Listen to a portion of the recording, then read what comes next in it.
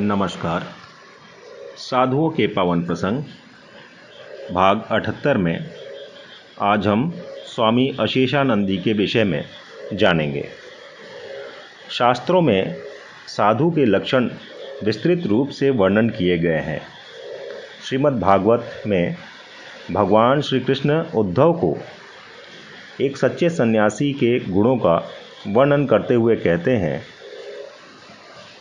कृपालुर्कृत दोह अस्तितेक्षु सर्वदेहिनां सत्यसारो नवध्यात्मा समः सर्वोपकारकः कामैरहत धीर्धान्तो मृदुः शुचिर्किञ्चनः अनीहो मितभुक्षान्तः स्थिरो मच्छरणो मुनिः अप्रमत्तो गभीरात्मा धृतिमञ्जिता संगुणः अमानिमानदः कल्पौ मैत्रः कारुणिकः कविः।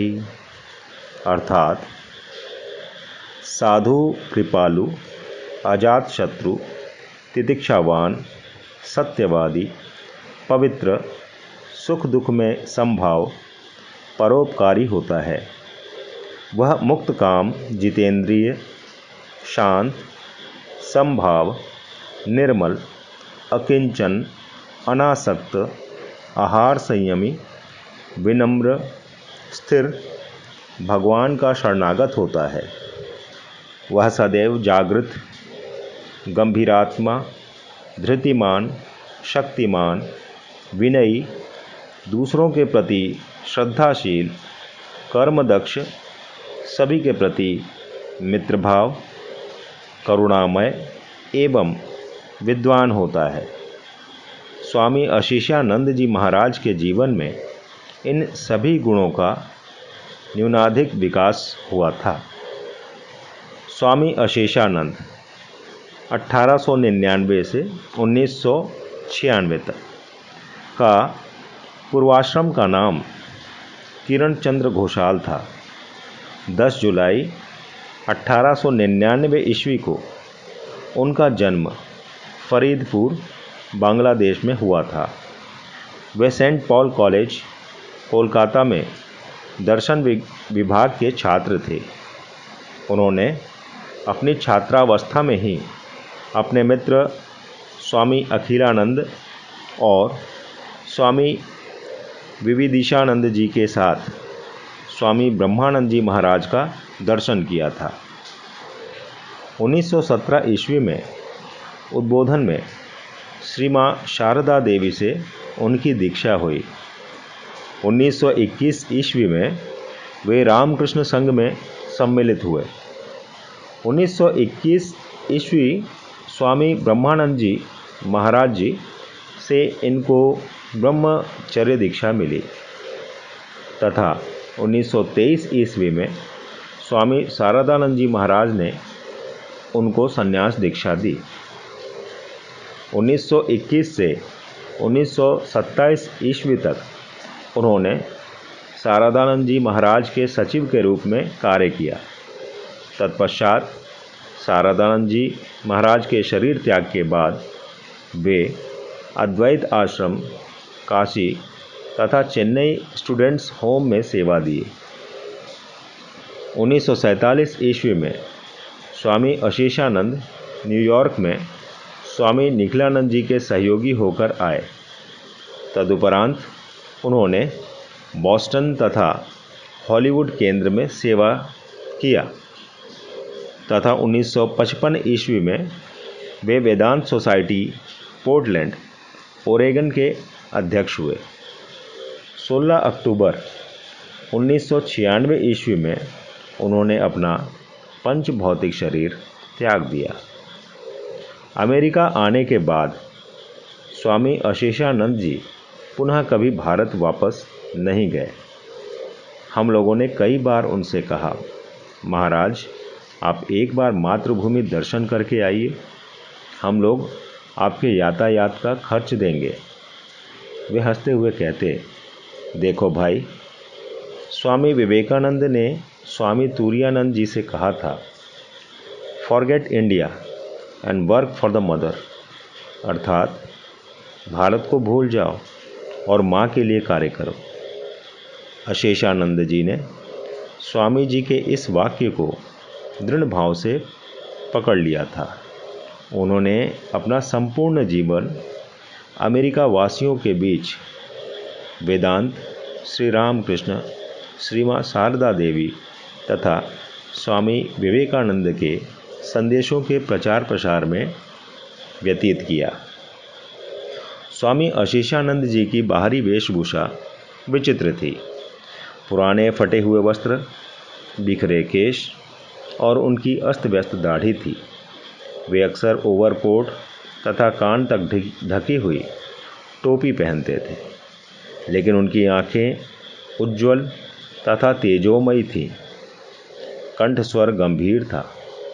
वे पूर्ण आत्मविश्वास के साथ वार्तालाप करते तथा नवीन दृष्टिकोण प्रदान करते थे। एक व्याख्यान में उन्होंने एक बार कहा था, पश्चिमी विज्ञान ने परमाणु को विभाजित कर दिया है, जिससे संभावित विनाशक शक्ति मुक्त हो गई है, लेकिन श्री रामकृष्ण उनकी गहन साधना की शक्ति के माध्यम से ने माया के पर्दे को चीर दिया है, जिससे आत्म साक्षात्कार की महान शक्ति प्रकट हुई है। परमाणु शक्ति और शांति कभी साथ नहीं चल सकते। यदि आप शांति चाहते हैं तो आपको भगवान मिलेंगे। त्याग निंदास्पद नहीं है, किंतु यह दिव्यता है। एक दिन बेलूर मठ में प्रातःकाल सन्यासीगण महापुरुष महाराज स्वामी शिवानंद जी को प्रणाम करने गए। उनके कमरे में मेज पर एक फूलदानी में पीले रंग का गुलाब का पुष्प था। महापुरुष महाराज ने सन्यासियों को लक्ष्य करते हुए कहा, इस पुष्प को देखो। इस एक पुष्प ने अपने सौंदर्य तथा सुगंध से इस कमरे के वातावरण को परिपूर्ण कर दिया। उसी प्रकार यदि आश्रम में एक सच्चा सन्यासी रहता है तो वह संपूर्ण आश्रम में आध्यात्मिक परिवेश का निर्माण करता है तथा बहुत से लोगों को आकर्षित करता है। जब मैंने 1973 ईस्वी में अप्रैल महीने में पहली बार स्वामी अशेषानंद जी का दर्शन किया तो मुझे उसी तरह का अनुभव हुआ। कई सन्यासी सन्यासिनी तथा भक्त पोर्टलैंड आश्रम में उनसे आकर्षित होकर उनका दर्शन तथा उनका सत्संग करने के लिए जाते थे। उनका चरित्र निर्मल तथा सभी प्रकार के कलंक से मुक्त था। उनका जीवन त्याग, वैराग्य मंडित तथा भक्ति से परिपूर्ण था। वे स्वाधीन स्वभाव वाले, तेजस्वी और विद्वान थे। उनका हृदय स्नेह प्रेम से परिपूर्ण था, किंतु वे कठोर अनुशासन प्रिय थे। वे अड्डा, निरर्थक बातें, पर निंदा, पर चर्चा सहन नहीं कर पाते थे। उनको पूजा करना बहुत पसंद था। उनके जीवन में 4 योग, भक्ति, ज्ञान, कर्म तथा योग का अभूतपूर्व समन्वय हुआ था। उनमें बहुत सारे गुण थे, किंतु वे समयनिष्ठ नहीं थे। यद्यपि आश्रम में पूजा तथा व्याख्यान का समय निर्दिष्ट था, तथापि उसे आरंभ करने में सदैव कुछ विलंब हो जाता था।